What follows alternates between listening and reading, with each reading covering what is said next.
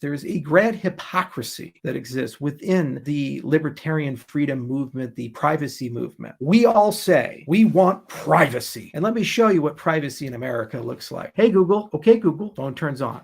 It activates. You say, Alexa, turns on. Activate. Billions of people use TikTok, Facebook, YouTube every single day. You carry a microphone, a tracking device that is owned by a private company everywhere you go. And all that information is controlled by private organizations that are not bound and constrained by the Constitution of the United States of America. In this telling monologue, the founder of Cardano, Charles Hoskinson, reveals how the digital world have taken away our privacy as global companies and governments now have access to all our coveted information.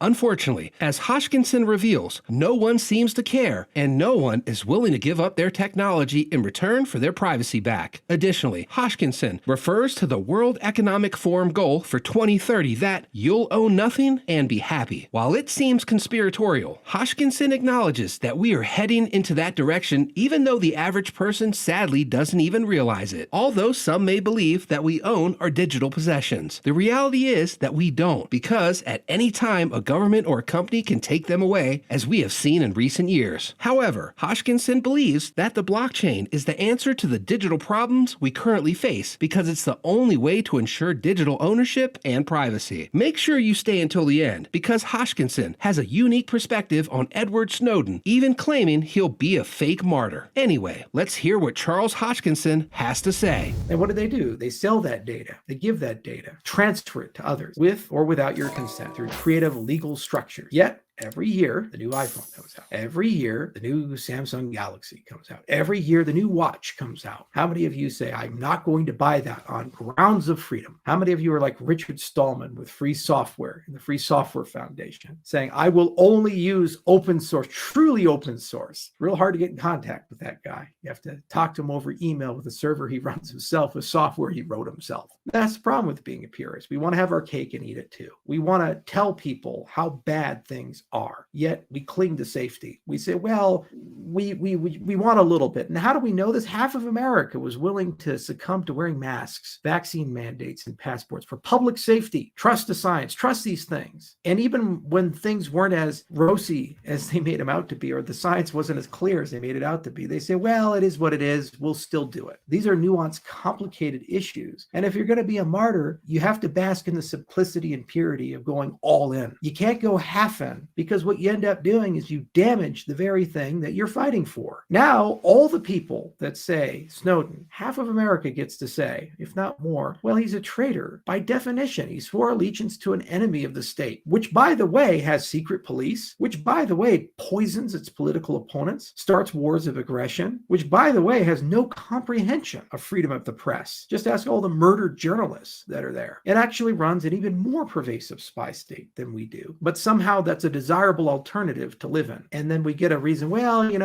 I was just stuck there trying to go somewhere else. Oh, okay. Meanwhile, go on the conference circuit, write books, have movies, be a celebrity whistleblower hero. Just doesn't sit right with me, because there are real martyrs and I've met them, read about them. I've been inspired by them. I've seen them. They're few and far between, and they really are extraordinary people because they don't care what happens to them. They don't care the consequences. They stand to remind us of our common humanity and the absence of it and the consequences of the absence of it. It's what makes them so special and so unique. The privacy movement has a long road ahead because the technology has gotten too good. We're surrounded by microphones and cameras and a pervasiveness that would make George Orwell blush. And there's not a lot of regulation or control over these things to protect your privacy. One of the reasons why I'm so deeply embedded in the blockchain industry is because it's the only regulating function that can actually give you a guarantee that what's on the label is actually what's in the can. If you're promised something with a blockchain, you get at least a basic guarantee. That's probably true. There's nothing in life anymore like that. We can't trust our institutions anymore. We just can't. They've become morally bankrupt. We can't trust our leaders anymore. We can't trust the process upon which the leaders are accepted anymore.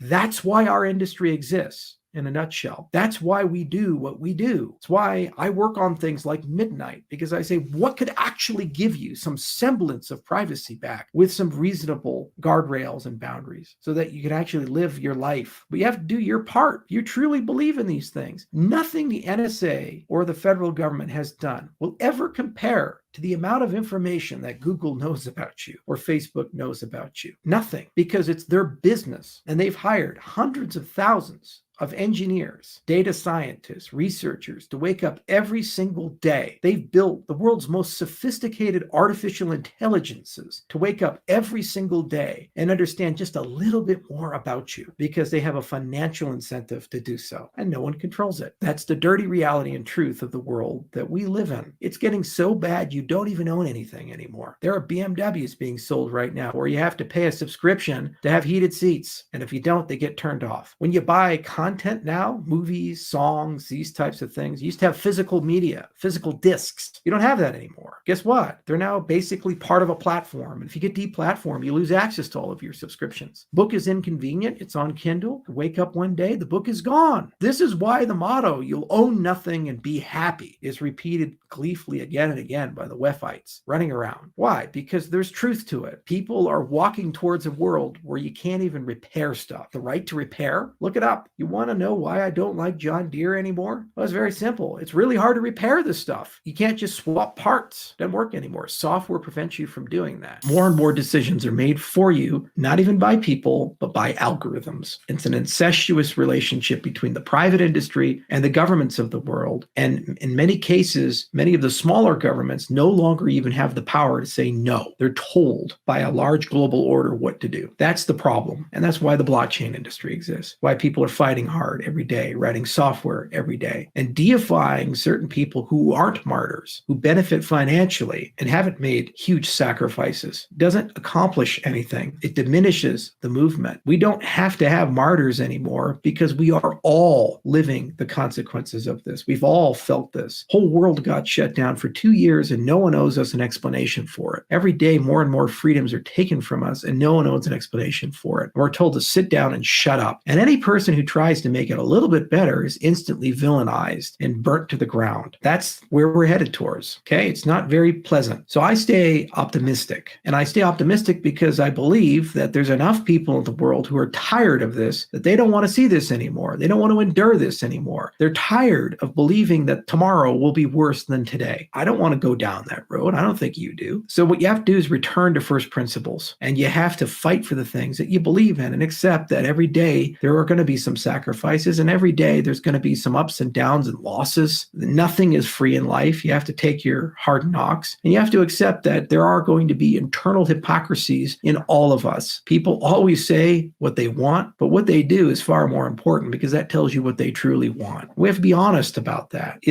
There's a group I belong to in the cryptocurrency industry. It's a big exclusive group with lots of CEOs in it. It's a WhatsApp group. And when there were some privacy issues with WhatsApp, they said, you know what, we should move the whole thing to Signal. These are all crypto people. They fight for privacy. They believe really strongly and these types of things. So guess what happened? No one moved to Signal because it was too inconvenient relative to WhatsApp. That's amongst the elite. Find this a lot too with PGP. You have all these cryptographers running around. I very rarely had a cryptographer email me with PGP. They're the ones who write the protocols because convenience usually wins out. So we need to think it through. Complicated thing. There's a lot of moving pieces to it. There are dangers in the world. People have to deal with them. People have to regulate them. I'm scared shitless of gain of function. I think it's probably going to end up killing the entire human race if we don't do anything about it, 25 to 30 years, because a small group of people basically can pull off an extinction event. If we've learned anything from the age of COVID, it's that how quickly things can spread. And if we get so unlucky that something is a bit more lethal, we're done. Where is the great lesson, the great regulation? The nuclear age, my grandfather dealt with this. After Hiroshima and Nagasaki, the world woke up and realized how incredibly dangerous nuclear weapons were. Created a tight regulatory structure. And even then, we almost wiped out the whole human race. And only by the actions of two individuals on two separate times, one in 1962 and one in the 1980s, did the human race not come to an end. Single person in both cases. Not a president, not a king, not a grand scientist or an exalted person. Both cases, a mid-grade military officer who said, man, maybe we shouldn't end the human race, who was acting against orders and the chain of command. And that's with a tightly regulated existential technology. We're entering an age where there's going to be more than a dozen of them in the 21st century. So yeah, there exist threats. We have to work our way through them. And we do that by listening to each other. We do that by engaging in dialogue with each other. We do that by admitting that we're full of contradictions and hypocrisies and letting the grandstanding go away. And we do that by recognizing we don't have all the answers today. day, right now, right here. And what matters more for principles and processes that help us converge to the right answers, that help us get to where we need to go. That's the truth of the matter. If we want to have all this technology, if we want to have the age of IoT, we want to live in an age where nothing is ever forgotten and benefit from that, we have to accept that we will lose privacy. It's just that simple. Now, we can regress and get rid of these things and return to an age that my grandfather and grandmother lived in, or we have to find a compromise. And it's the same with freedom of expression and commerce and all of these other things. We have to work our way through it. What a blockchain is to at least give us some guarantees that governments can't violate and individuals can't violate. So everybody plays by the same rules. Isn't that the equality that everybody's fighting for? But that's not enough. It requires us to fill in the wisdom gap. You invent the safety belt after you invent the car because somebody got hurt and they realized they needed something more. And similarly, with all this new technology, we have to take a moment and ask ourselves, what are the safety belts for it? And if we don't, we will eventually learn them. We will eventually deal with the consequences of them, and we're already feeling it. Social media, for example, has allowed us all to know everybody else's business, but it has divided us in ways that society still cannot handle. It's made people hate people they know nothing about, they've never met and never will meet, but yet they have such a strong opinion. It's like the next door neighbor that ran over your dog. Think of that. Click here to watch Cardano co-founder Charles Hoskinson explain his fears about how the government is using the FTX crash as an excuse to ban crypto.